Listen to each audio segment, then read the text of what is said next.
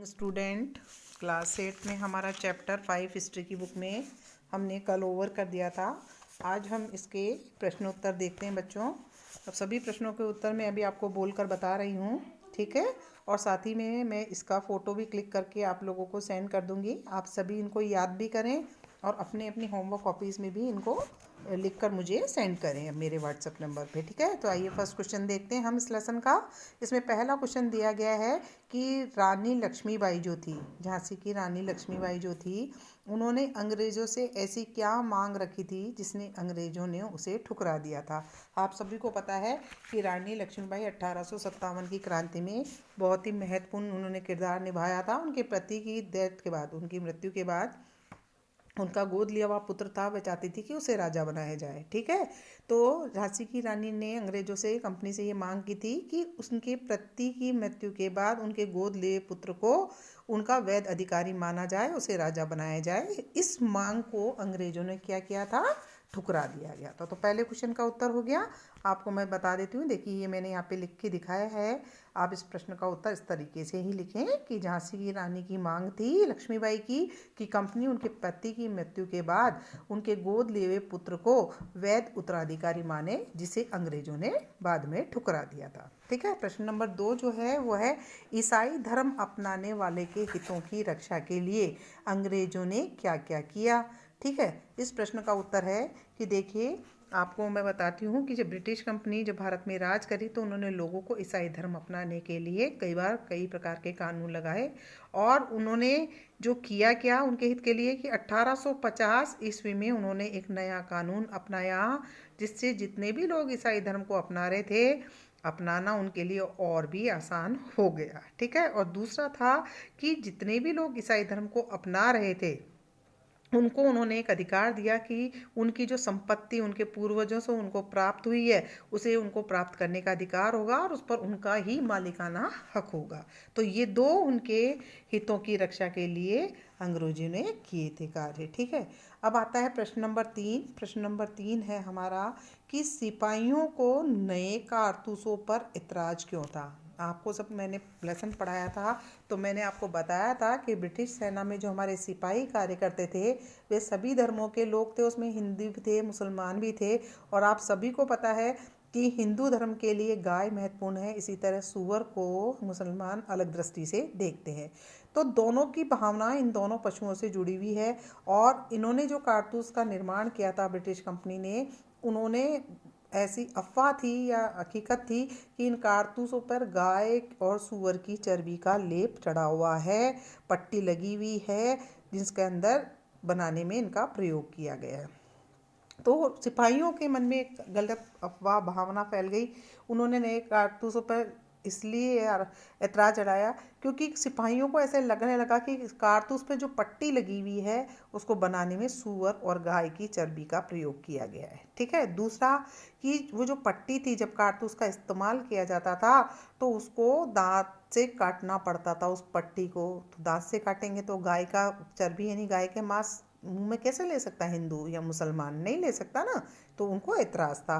तीसरा कि हिंदू और मुसलमान सिपाही थे, उनकी इस बात से उनकी धार्मिक भावनाओं को ठेस पहुंच रही थी, इसलिए हमारे सिपाहियों ने जो नए कारतूस ब्रिटिश कंपनी ने बनाए थे उनको इतराज़ था, उन्होंने उनका इस्तेमाल करने के लिए मना कर दिया था और विद्रोह पर उतर आए थे, ठीक है। प्रश्न नंबर जो 4 है बेटा वो हमारा है कि अंतिम मुगल बादशाह अपने आखिरी साल को, आखिरी जो जो जीवन के अंतिम साल थे, उन्होंने किस तरीके से बिताए। तो मैं आपको बताऊं, अंतिम मुगल बादशाह बहादुर शाह जफ़र थे हमारे।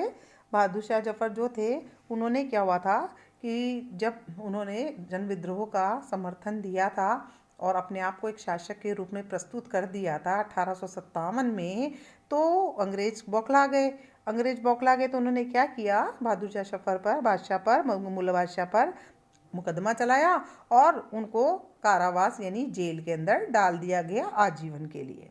उसकी सज़ा सुना दी और उनको कहाँ भेज दिया गया, रंगून की जेल के अंदर उनको रखा गया, ठीक है। तो अंतिम वर्ष कहाँ बीते उनके ऊपर आजीवन कारावास की सज़ा, मुकदमा चलाया गया और आजीवन कारावास के लिए उनको रंगून बर्मा भेज दिया गया।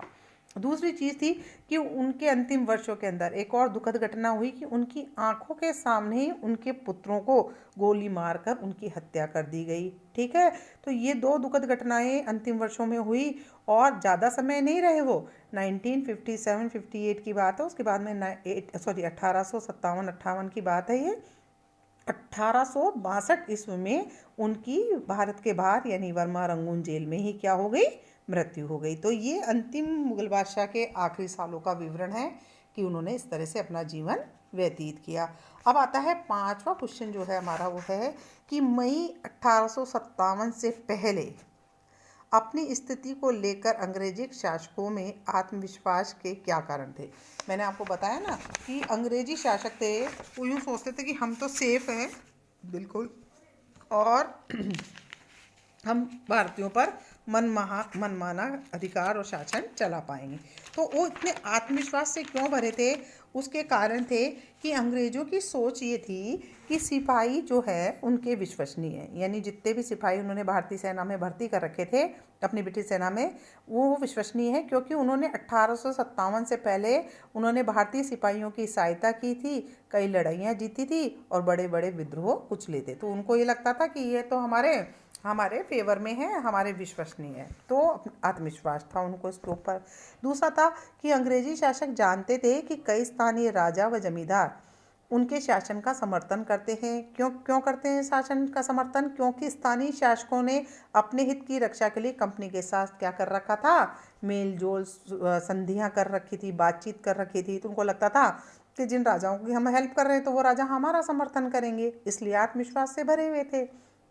तीसरा कारण था कि स्थानीय शासकों की स्वतंत्रता घटती जा रही थी क्योंकि उनकी सेनाओं को क्या किया था, ब्रिटिश ईस्ट इंडिया कंपनी ने भंग कर दिया था। उन्होंने अपने अपने रेजिमेंट बना दिए थे, अपनी नीतियों को चलाया था, तथा उनसे उनके राज्यों में जो लगान या राजस्व वसूलने के अधिकार थे वह भी अंग्रेजों ने उन शासकों से छीन लिए थे, उनकी सत्ताएं छीन ली थी।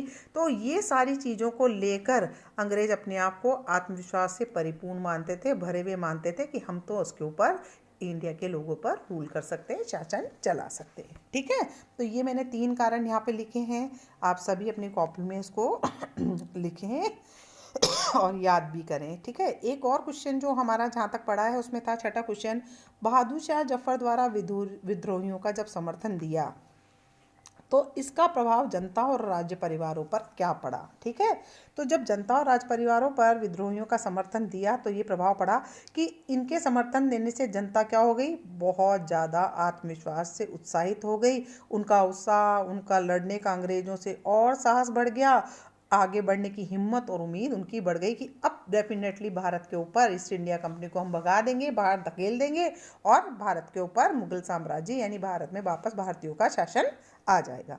ठीक है, दूसरा हुआ कि ब्रिटिश शासन के विस्तार से भयभीत बहुत सारे शासकों को लगने लग गया था कि अब फिर से मुगल बादशाह अपना शासन स्थापित कर लेगा, जिससे अपना और अपनी नीतियों का शासन भारत पर लागू होगा।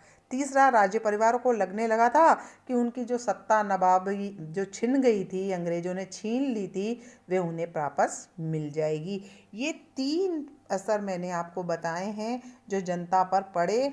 कहते हैं ना कि जब हमारा अपना माई बाप दिखता है या अपना राजा दिखता है तो हम बहुत विश्वास हम में आ जाता है, कहते हैं, और एक सफलता हमें आगे ले जाती है। तो ऐसा ही भारतीय मौत 1857 की क्रांति में जब मंगल पांडे को फांसी दी गई, उसके बाद लोगों ने, सैनिकों ने विद्रोह किया, सैनिकों का विद्रोह जाकर जन विद्रोह बन गया। उसके अंदर लोग, स्थानीय लोग थे, नेता थे, सारे लोग उसमें कूद पड़े, हर रेजिमेंट में सिपाही उनका विद्रोह करने लगे।